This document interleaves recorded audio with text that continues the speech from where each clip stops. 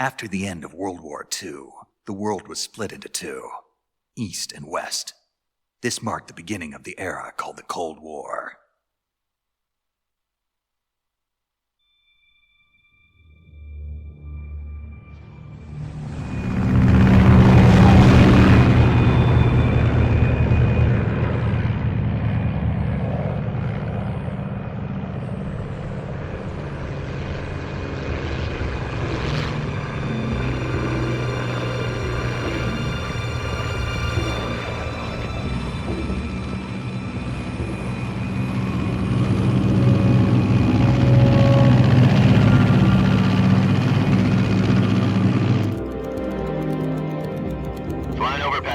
Altitude 30,000 feet. Approaching Soviet airspace. 20 minutes to drop off. Commencing internal depressurization. Equipment check. Arm main parachute. All right. You ready to go? Drop zone still showing a high pressure mass. Cav okay. Good. We've got high visibility.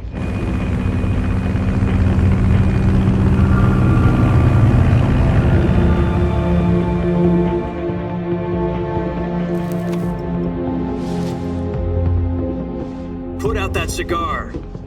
Connecting oxygen hose to interior connector. Put on your mask.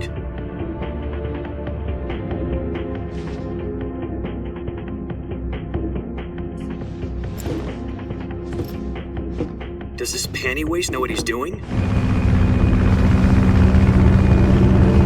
Approaching release point. 10 minutes to drop off. Hey, are you deaf? He said put out the cigar and put on your mask.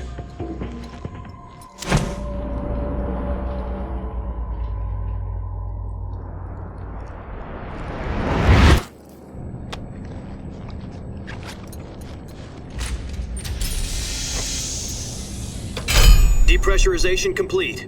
Checking oxygen supply. 6 minutes to drop off. Opening rear hatch.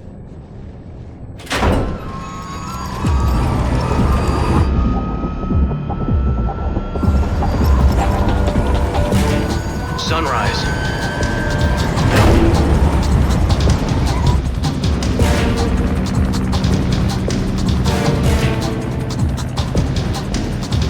External temperature minus 46 degrees Celsius.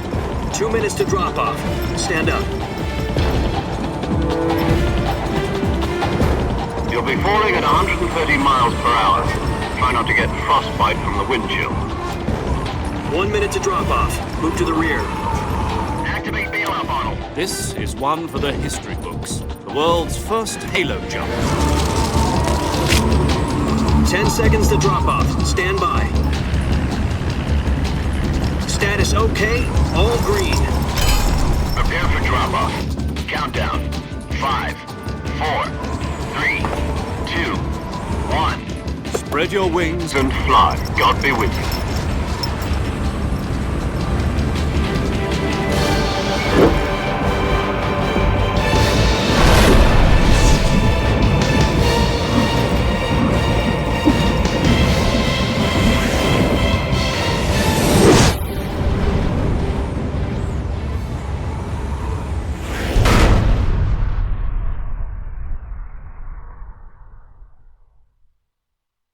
Jack, I've got some important news. The head of the CIA has finally given us the green light for the virtuous mission. Virtual mission? No, the virtuous mission. The future of our Fox unit depends on it. If it succeeds, we'll be officially organized into a unit. Virtuous mission?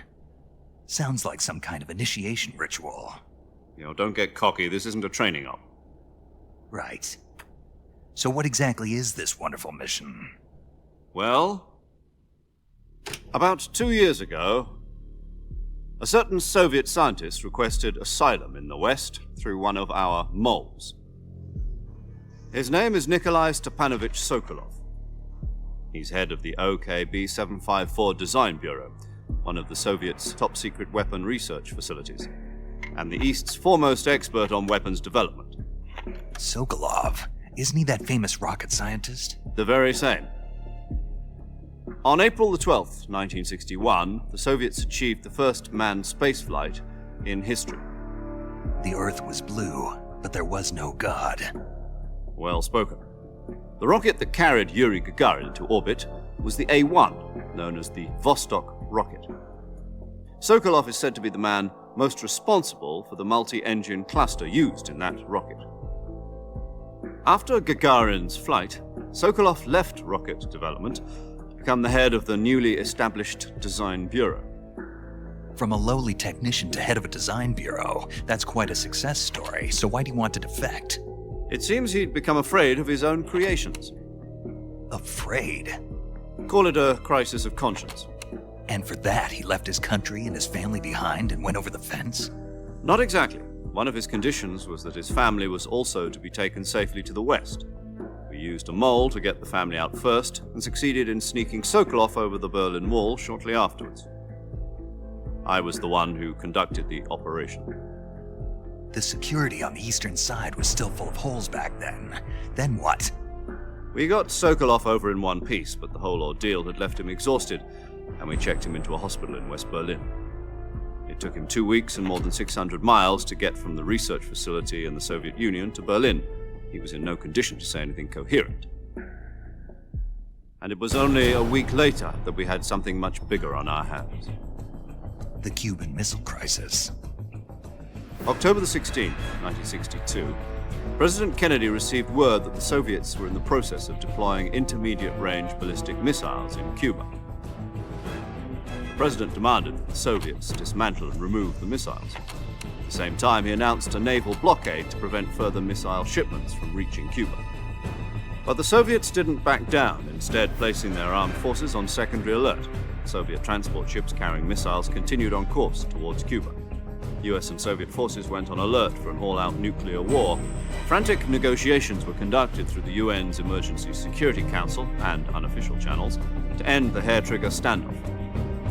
Finally, on October the 28th, the Soviet Union agreed to remove its missiles from Cuba, and so the world avoided a nuclear holocaust. But in order to get the Soviets to pull their missiles out, we had to make a deal. You mean the one where the US agreed to remove its IRBMs from Turkey? No. The Jupiter IRBMs deployed in Turkey were obsolete, and we were going to get rid of them anyway. They had no strategic value whatsoever to either the US or the Russians. The Turkey deal was a ruse, a cover story that was fed to the other intelligence agencies around the world. So what did the Russians really want? Sokolov. They wanted us to return Sokolov. You mean the Soviets pulled out of Cuba just to get their hands on Sokolov? That's right. What the hell was he working on? At the time, we had no idea. We were running out of time. It was either give up Sokolov or risk full-scale nuclear war. In the end, we had no choice. President Kennedy gave in to Khrushchev's demand. The next day, I got Sokolov out of the hospital, handing him over to agents on the eastern side. Sokolov kept on screaming, "Save me," until he disappeared from my sight. Then, a month ago, we received some new information from one of our moles. About Sokolov? Yes. He was taken back to the research facility and forced to continue working on the weapon in question under KGB supervision. What's more, it's on the verge of completion. So what kind of weapon is it? Something to do with space rockets? No, missiles. Same technology. I guess you're right. We don't know the details, but it appears to be a new kind of nuclear device. For half a year now, the Soviets have been conducting frequent nuclear tests at Semipalatinsk. Something to do with the weapon, I assume. We're talking about a secret weapon so big that Khrushchev was ready to pull out of Cuba to get it back. Is Sokolov still in the facility? No. According to our intelligence, he's in Selinoyarsk, a place in the mountains about 3 miles to the west that's known as the Virgin Cliffs. The Virgin Cliffs. Nice name for a virtuous mission. They moved him there just recently. Why? Apparently, they're conducting a field test of the weapon, but it's our best chance to get him back. This mission would never have been possible if he was still in the research facility. This is our last chance. Sokolov must have known that too when he contacted us.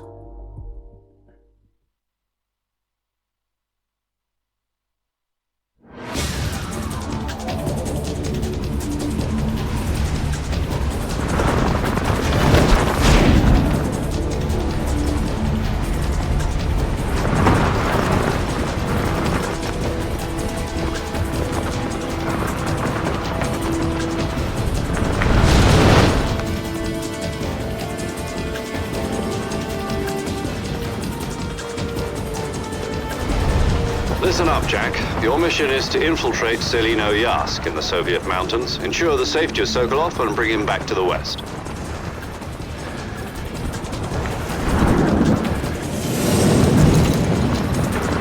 If we don't get Sokolov back before that weapon is complete, we'll be facing a major crisis. The clock is ticking.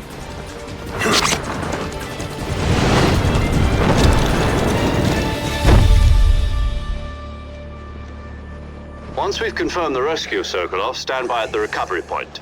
A recovery balloon will be dropped at that point. Helium will be pumped into the balloon to inflate it. The process takes about 20 minutes. Once it's complete, the gunship's arm will latch onto the balloon and pull it up. The Fulton surface-to-air recovery system. I'm familiar with the theory. Take it easy. It's been combat-proven. Do you think Sokolov is up to it? The shock will be less than during a parachute jump, and the arm can handle up to 500 pounds. So you're planning on going over the border in a single combat talon? She's equipped with two 6-barrel 20mm Vulcan cannons, as well as two 40mm machine guns. Sounds like she could hold her own against a battalion of tanks. Even with the fuel in the reserve tank, we're facing a 4-hour time limit. If all goes well, it shouldn't take more than a few hours. Home in time for dinner. But if anything goes wrong, you'll be eating dinner, breakfast, and all the rest of your meals in the jungle.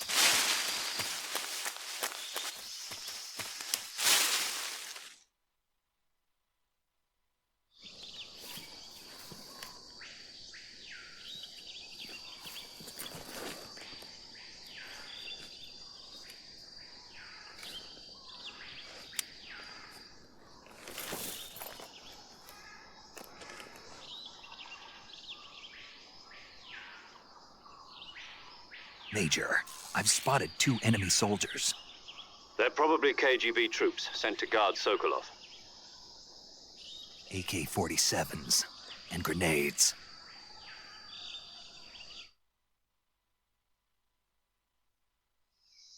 Snake, your presence in Soviet territory is already a violation of international law. We can't let the Kremlin find out that the CIA and the American government are involved. Contact with the enemy is strictly prohibited. Don't engage them in battle either. This is a stealth mission. Got that? The Major is right. The point of this mission is to sneak through the jungle without being seen. The success of the mission depends on how well you use your camouflage. Change your camouflage by selecting Camouflage from the Survival Viewer. The Uniform option lets you pick your uniform, while the Face option lets you change your face paint. Choosing camouflage that blends in with your surroundings will help you conceal yourself more effectively. Also, don't forget that anything that moves will stand out in the jungle. If you just stand up and run around like an idiot, you're bound to be spotted. But if you crawl instead, you should be able to sneak by without being noticed. You can see how effective your camouflage is by looking at the Camo Index. The Camo Index shows how well your current camouflage blends in with the surrounding area. The higher the value, the harder you are to spot, and vice versa. The key is to make yourself one with nature. Keep that in mind as you go along, okay?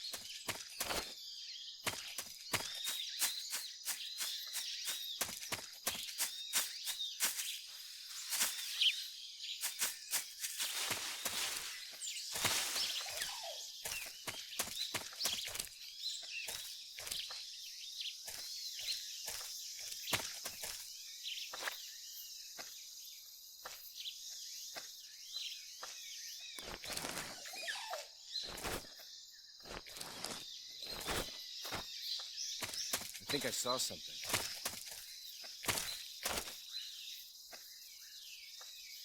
Who was that?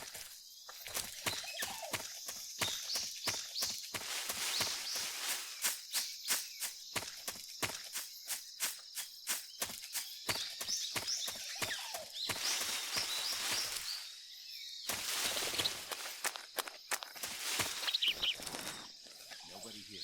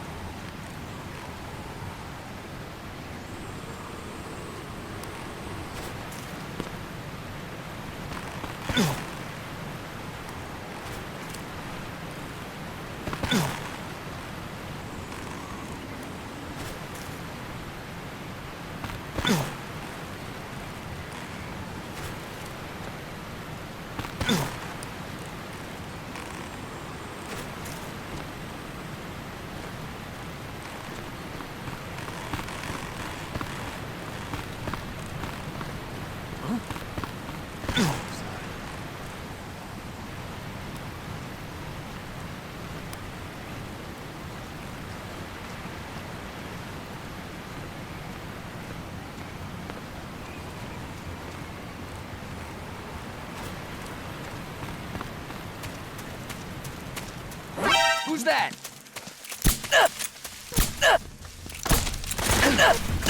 Ugh!